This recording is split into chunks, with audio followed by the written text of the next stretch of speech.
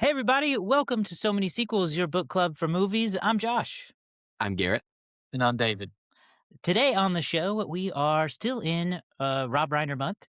We are talking about This Is Spinal Tap, the rock and roll mockumentary.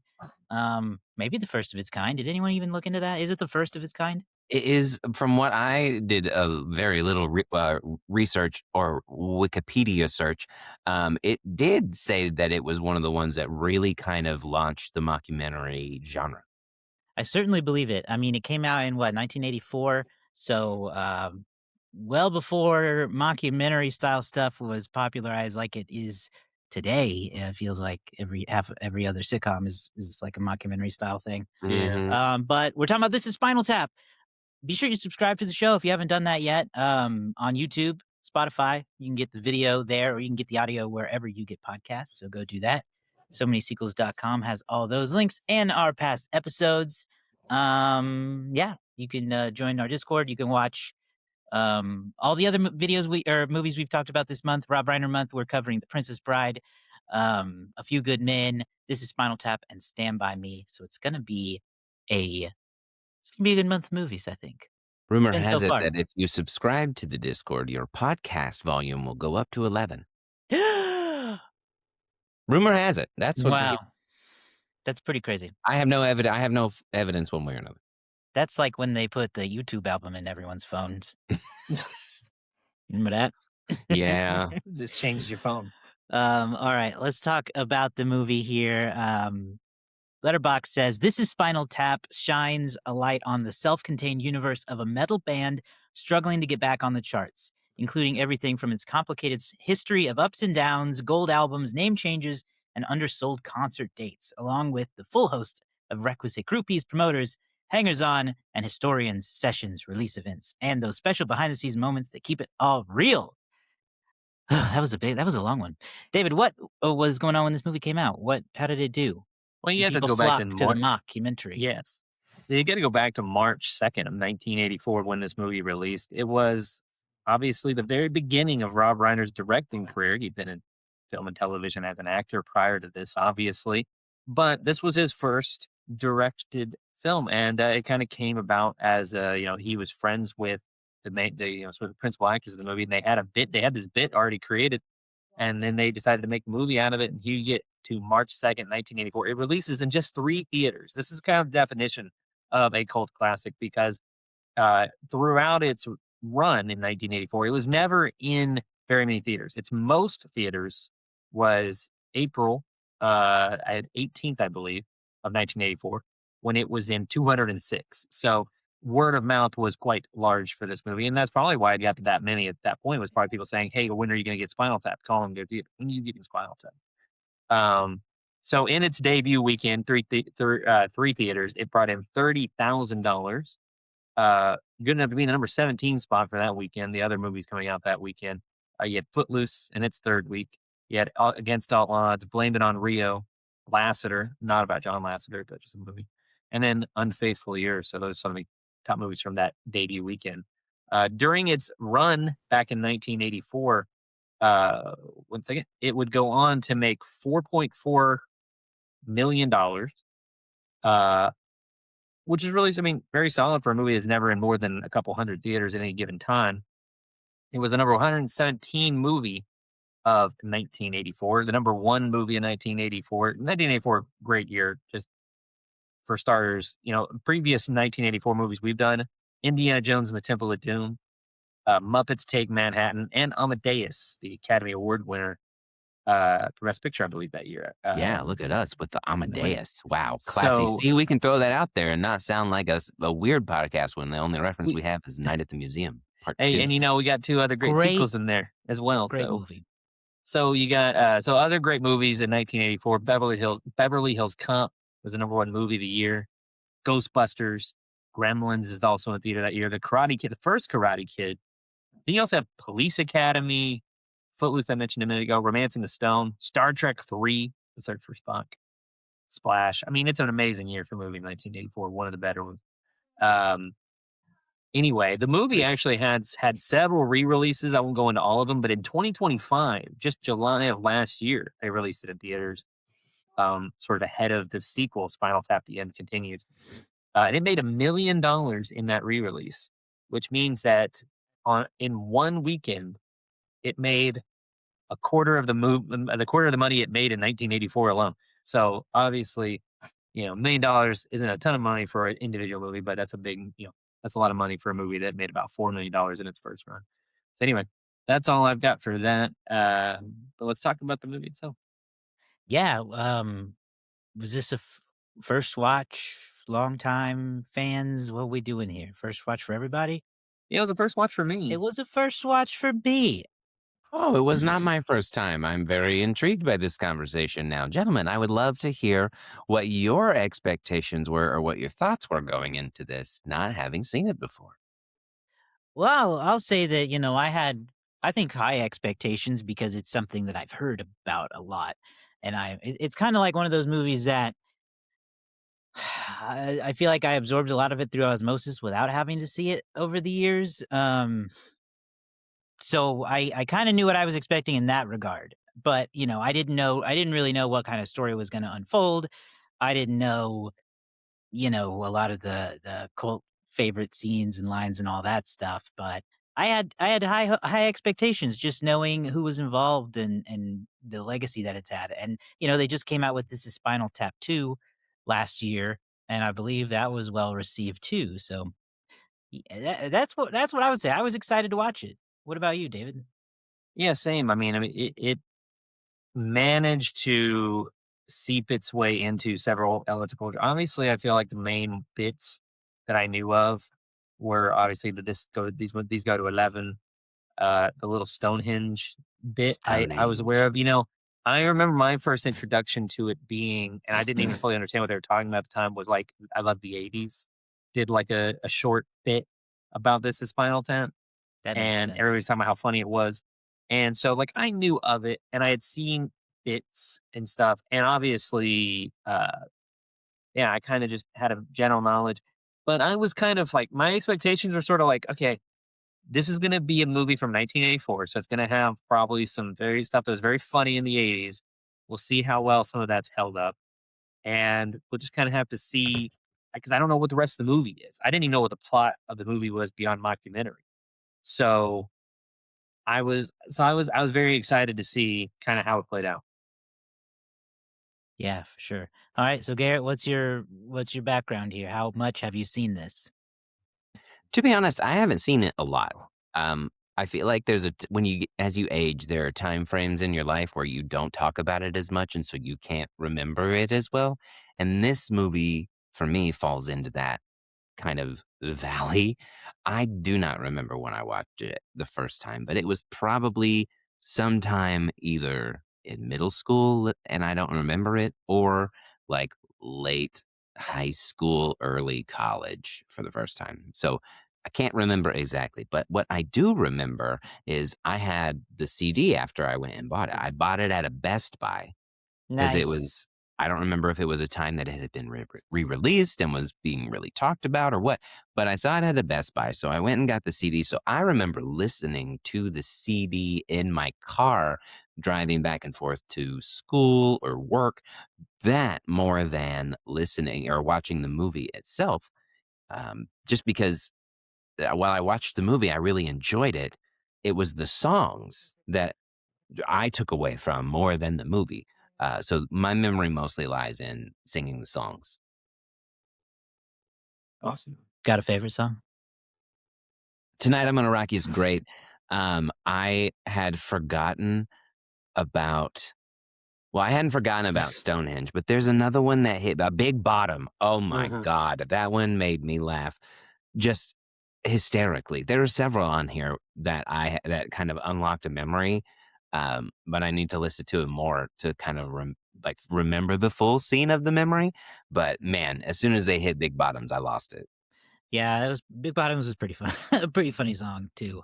Um, what about did you I'm trying to think because I don't have an answer for this myself because I just don't ever remember not knowing. Did you guys ever think it was a real band, Spinal Tap? Was there ever a moment? Not obviously not when watching the movie, but just like in what you've heard of it. I don't think I did. However, I think I was surprised that they were as good as they were. Right. I think that it felt like it was a really strong parody band. Yeah. And those are hard to come by even now. And so in 1984, to be doing some Weird Al level parody stuff of a genre, that's pretty solid.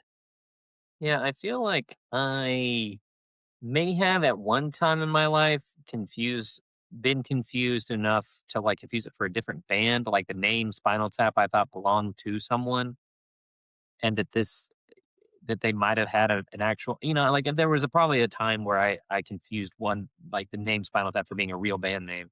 It's a Uh, great band name. it is. It does sound like something that would have happened. And it fits that genre really well. I remember so the movie itself for me, we're talking about Rob Reiner this month, and we've talked about so far, A Few Good Men and Princess Bride, and those have done later. And for me, those two movies really focused on the characters, and they're so well crafted and thought out. And you can definitely tell that this one feels like his first one, right? There's nothing inherently wrong with it, but he just hasn't quite found out who he is yet. And you can feel it in this one a little bit.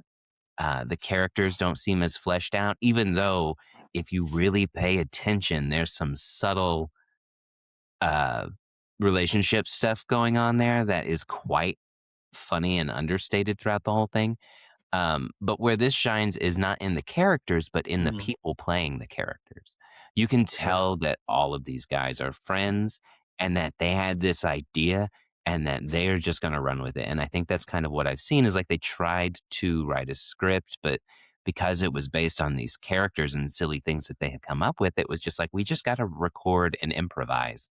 And so Right. you can tell this movie is that, and that's where, those performances really come through, um, and the songs for me. Right. And for Reiner, this is the one with the least like actual writing for the story. Now, Josh, you sent us an interview them talking about it, and they had worked really hard to craft a fake backstory that all of them could, like memorize and understand, like a 17-year history of this band, so that when they were all joking and riffing and improvising, they're all have the same reference points, so they're not just Mhm. making stuff up totally as they go along. Like World building. they built the world and then they improvise after it. So one of the things that Reiner did so well, and we'll talk about this more next week, I think, with Stand By Me as well. But you look at The Princess Bride, When Harry Met Sally, and Misery, A Few Good Men. These are none of these movies are like he didn't work as a writer on any of these, but he was able to take like great writing from someone else and bring it to the stage. So this is or bring it to the screen. So this is one of the few times where there's not really any writing. Like this really comes together in the performance and then in the editing, in the and he's able to put it together in a way that brings out probably the best jokes that they add and the jokes that they don't have in the main part of the movie, they include in the credits for you. So it's it's a really challenging way to make a movie, a mockumentary, Mhm. because if you just don't have if you don't come up with funny stuff on the day, it's really kind of hard to make it funny later. I think another important aspect, though, that separates this movie from some of the, or not, well, not even some of them, from all of the others, just because this is told in a totally different way, is yeah, there's a script, but there's an enormous amount of improvising in the dialogue, and so Mhm. that also, I think that can explain some of the, maybe why the characters don't feel as deep as some of them do in his other movies, but at the same time, I think it shows the real life friendship. At least that shines through a lot. You Yeah. mentioned that interview, David. That it was from there. There was a 2019 interview when they did the 35th anniversary, and even all these years later, it was like, wow, they still were just like yapping at each other. And I don't even know if they were making this as Spinal Tap 2 by that point yet. I don't, because it just came out a year or so ago. I'm sure that, this is something they've been doing since before this True. movie. And, we've done so many Rob Reiner movies. How many movies is Christopher Guest in? All of these, I'm sure that they have continued to build on and improvise just throughout their lives. Whenever they're all just hanging out and get together, they probably just, oh, what do you think Nigel's been doing over the last? And then they just make it up right there on the spot because they're that kind of clever and funny, especially with that group of friends that they have in real life. I want to take us on a slight left turn, if that's okay. Sure. But before we get to sort of the main characters, can we shout out some of, we talked about this a little bit before the podcast, but some of our favorite sort of, I hesitate to say cameos, but it's like bit parts by actors that you recognize. But yeah, later Well, in their future careers. one of the ones that stood out to me, gosh, I can't remember uh, his real name, but the guy who was their limo driver who was yapping to them about Frank Sinatra Yeah. he's also in When Harry Met Sally. He's Billy Crystal's best friend in When Harry Met Sally. So when he popped up, my wife was like, "Hey," and when we were, so that was a fun one. It's always great to see, like you said, Christopher Guest in a lot of those movies. Here's another repeat actor. Yeah, we also had Fran Drescher as Mhm. she was basically like the person who was trying to help them make their record and get their funding going. And let me tell you what, it it didn't take me a while to realize it was Fran Drescher, but like, she has become a character of herself and like has Mhm. leaned into it and whatnot. But like, man, hearing her and what she's become, it was so fun to just see her before she'd become the nanny all of the Yeah, time. potentially Yeah. her most serious role she's ever had. Yeah. Yeah. 'Cause, like, I don't I know, loved her Jack. just ripping them for like, "It's a sexist cover, don't you understand?" Yeah, I really liked Fran in this movie. She's probably my favorite non-band member character. And then, Um, for me, I mentioned it off camera, but we had, Paul Scheer as Artie Fufkin, yes. David Letterman's longtime side partner, on Late Night, and Mhm. he shows up in a lot of movies with a lot of these people. He's really funny, and I had no idea it was Paul. Again, I said it reminded me of the character in It's Always Sunny with the small hands because he was just weird and creepy. I also liked, they have one of the running bits is that they've had, like, a whole bunch of drummers because they just mysteriously die, and the They first just drummer blow they up had on was stage. People spontaneously It's like combust all the Combustion time. Dawn. It it did the first one they had was Ed Begley Jr. when they were, like, very much Yeah. like early eras Beatles, style, Yeah, and he those had, big like, the old glasses. glasses, Yeah. and then he died in a mysterious gardening accident. Uh, so Now the one choked on somebody else's vomit. You yeah, can't dust for can't you vomit. can't dust for vomit. They told he said probably best to leave it unsold. Um, it was I'm probably doing a terrible version of that accent, but yeah, then you had we talked about it, like Dana Carvey, Billy Crystal in like very small blink and you'll miss them kind of roles as mimes and stuff. Yeah, Angelica Houston somewhere in here.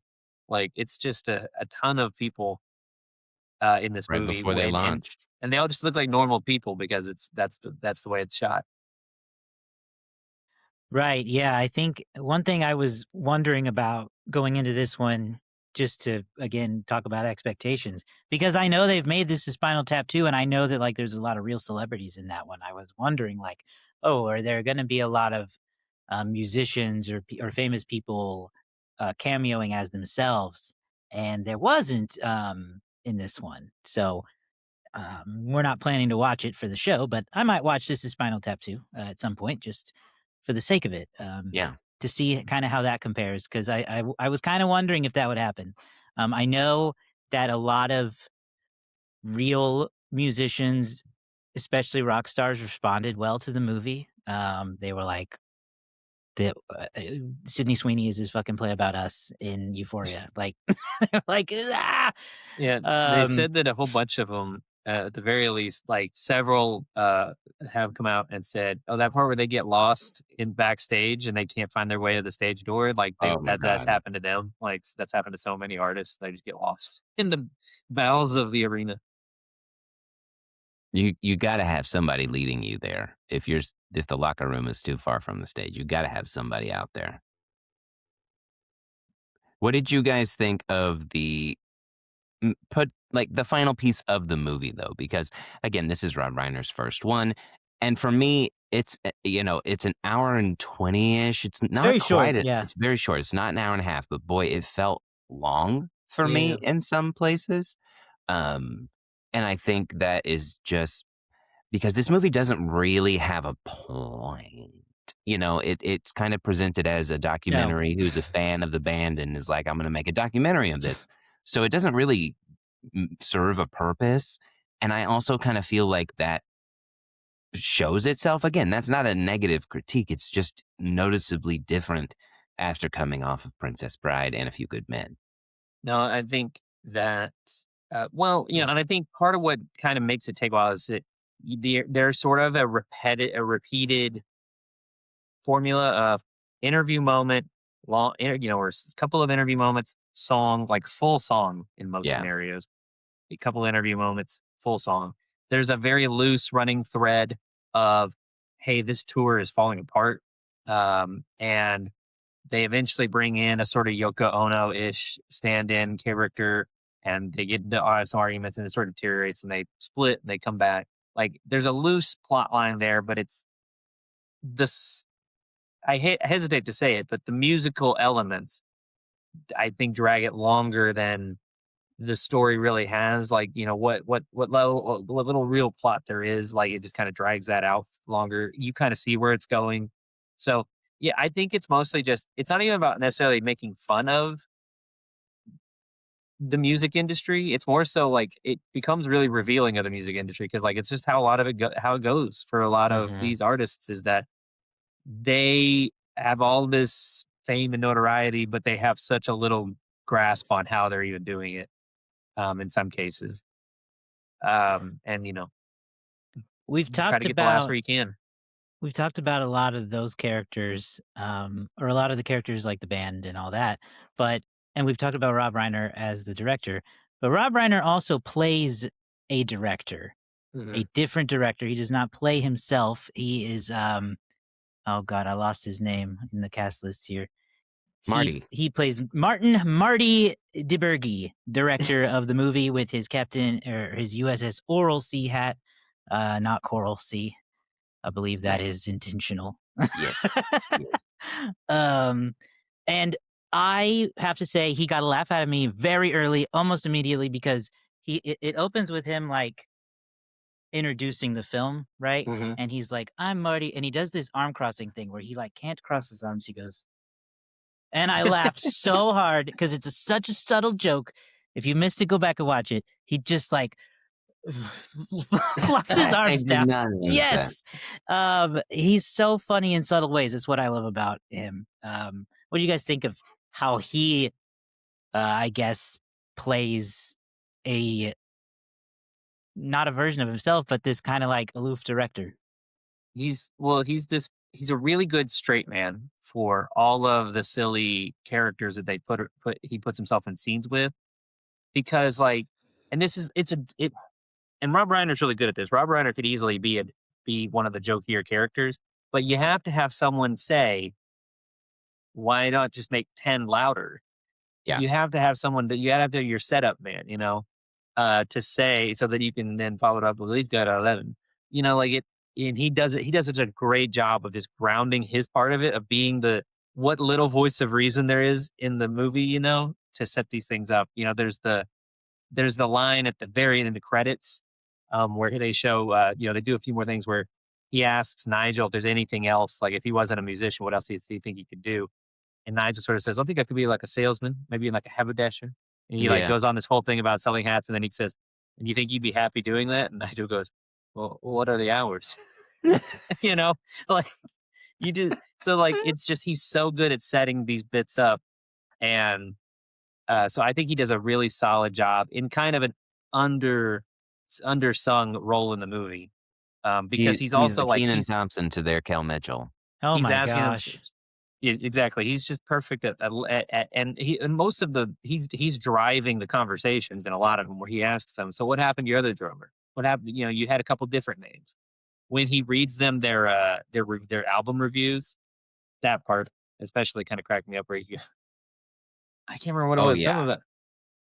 Absolutely. Because the Michael McKean, he's amazing in this. Christopher Guest is amazing in this. But those two they really just embody those characters that they are becoming, and their improv that they do back and forth with each other and with Rob Reiner. is really funny, and their little subtlety things, like when they both have the little herpes sore on their lips, it just comes out of nowhere.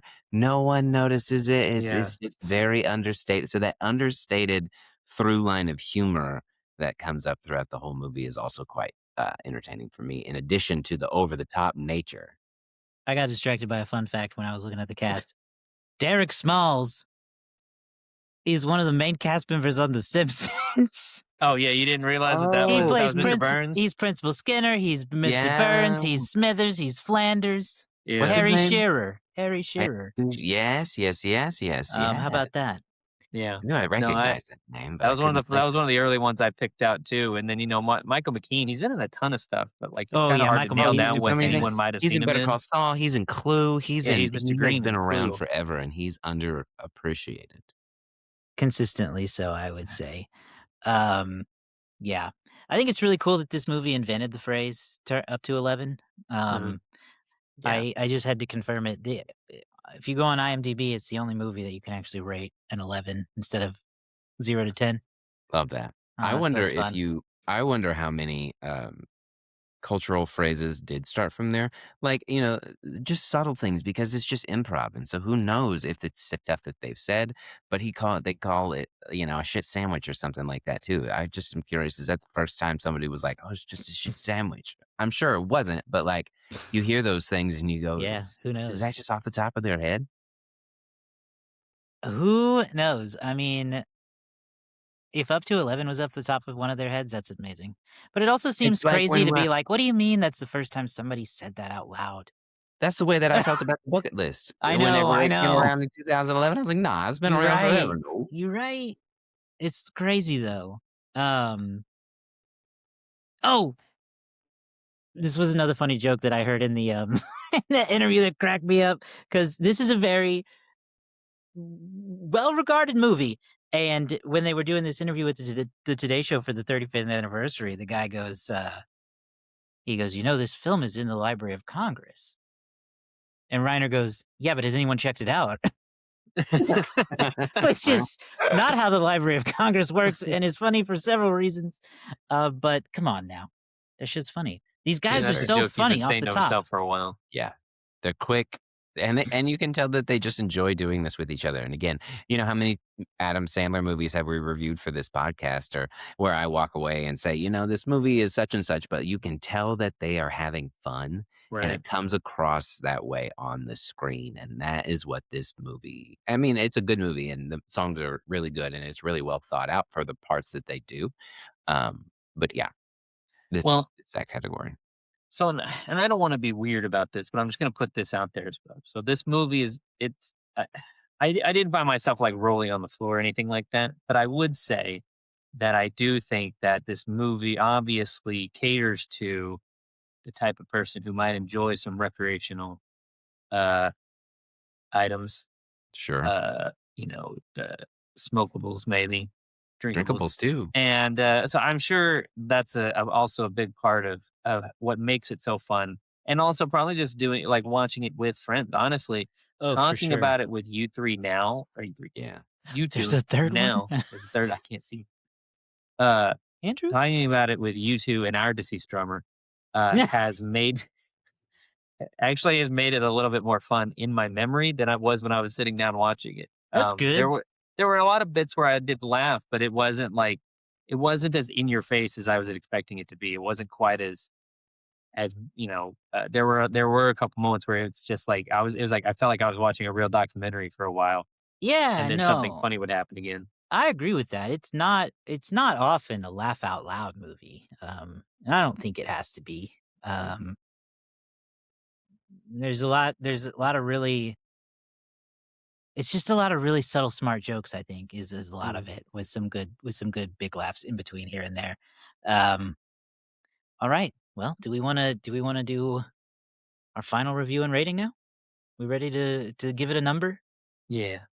Unfortunately, I'm going to nix the idea of doing an 11, just because we're on a 0 to 5 scale, or a 1 to 5 scale. This one goes up to 5.5. Yeah, I can't push it any further than that. So, yeah, what do you guys think?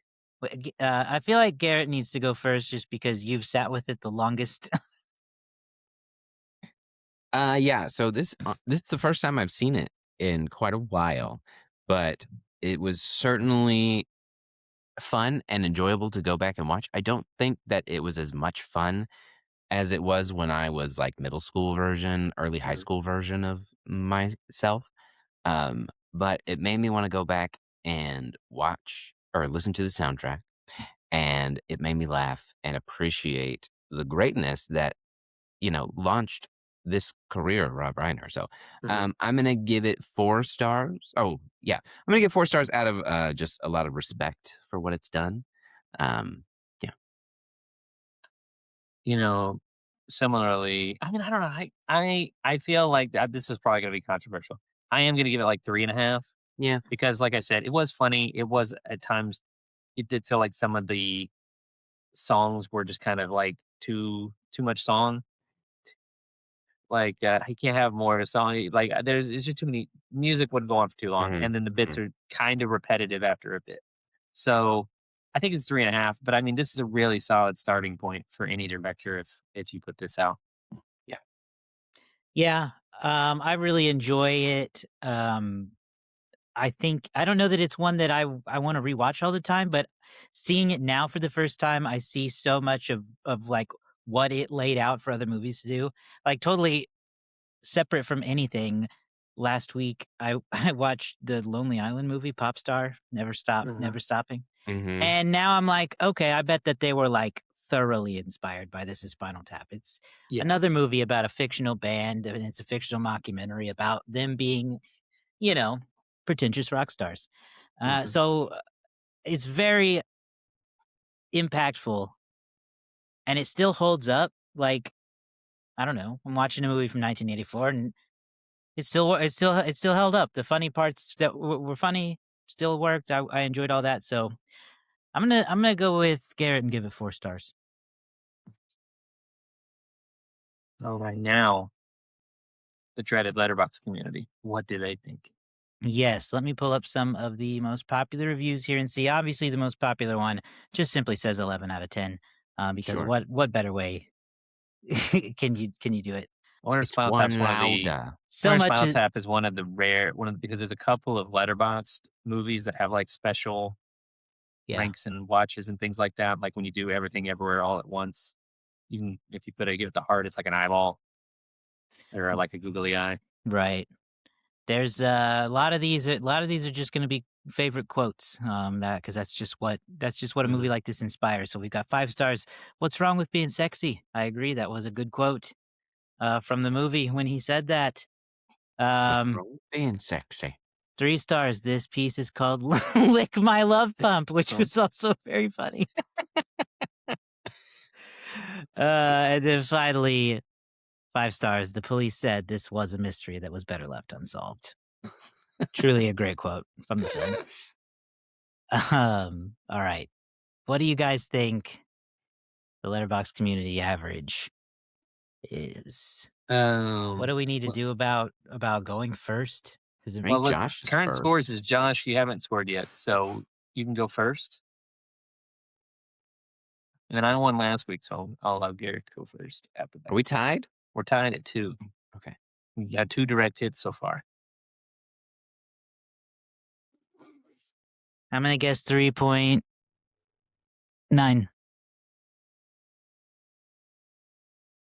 Okay. Garrett, what do you think? That's a good place to be. I'm gonna undercut with a 3.8. Mm-hmm. Mm-hmm. Mm-hmm. I will take the plunge and say it's 4.0 Yeah. just to Okay. see if the letterbox community is super high, so high on this. 4.0, 3.9, 3.8. We have a direct hit, and it is Oh, me. I'm on the board. Get me on that damn board. Oh, on the Put board, me on the 2, board. Put me 2. with two tallies. Look at tied that. across we're just completely tied. 3 movies Basically in, back to 0, y'all. Time we're to end the right here season now. together. Time to end the season now. You have to cut Um, that 3-star trophy that we have into 3 pieces. exactly. Star piece. All right. That does it for us on this episode. This is Spinal Tap. That was a fun one. we've got one more movie to wrap up Rob Reiner month, which is going to be Stand By Me. So go check that out wherever you watch Stand movies, by so me. you can watch us talk about it later and talk about I'm it gonna with say us. this. I'm gonna say this now in preparation of this upcoming movie. I haven't had a chance to watch it yet, but I've started the first 3 minutes, I think, and I'm already here for 2026, the year of making better original songs for movies, like it used to be in the 90s. I know this movie is in the 80s, but like in the 90s, we had some strong songs coming out that were meant for movies, and Mhm. now we just get like AI generated crap. I want the Oscars Best Original Song category to be revitalized, and we should talk about the song in Stand By Me as well.